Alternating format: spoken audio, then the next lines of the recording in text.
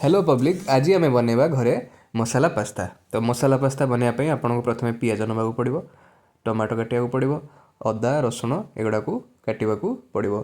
तो आपको आम बहुत छोट छोट पीस काटिदेवा जमी मसलाटा भलसे टे सीझीज भाजी हो। तो मुझे काटी दूसरी से सब भलसे आप देखिपे।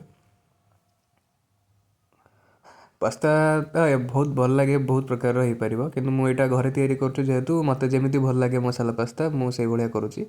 तो आप भी निश्चिंत घरे बनइबे, ट्राए कर खाया चेष्टा करेंगे, बहुत टेस्टी लगे। लंका भी आप पकई पारे, मुझे अल्प लंका पकई जेहेतु मुझे बेसी राग खाएनी। तो पास्ता को आम ए सीझेदेवा।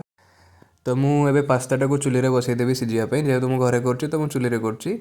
तो पास्ता सीझापी छाड़देवा, पास्ता सीझी जाइए। मुझे कड़े नहीं कि तेल पकईकि से आम काटिक रखिथे पिज अदा रसुण आ लंका टमाटो एका सहित सब पकईदे। एका सहित पकईले कौन हम सी सांगे सांगे टे भलसे रेड कलर हो गले फ्राए हो भल लगे खावा। तो कि समय छाड़देवा।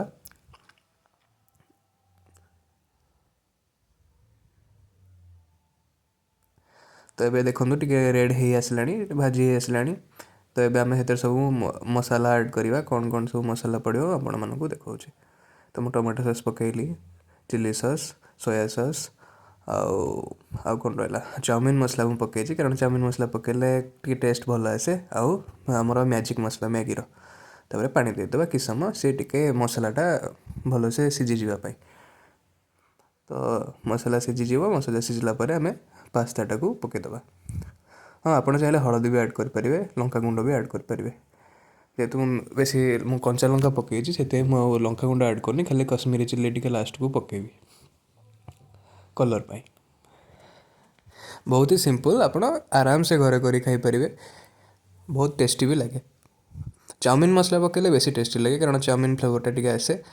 तो आपण मैंने ट्राए करेंगे चाउमिन मसला पकईकि खाइबा, ना मैगी मसला चलो। तो मुझे चिल्ली अल्प पकईली कश्मीरी चिल्ली कलर पाई।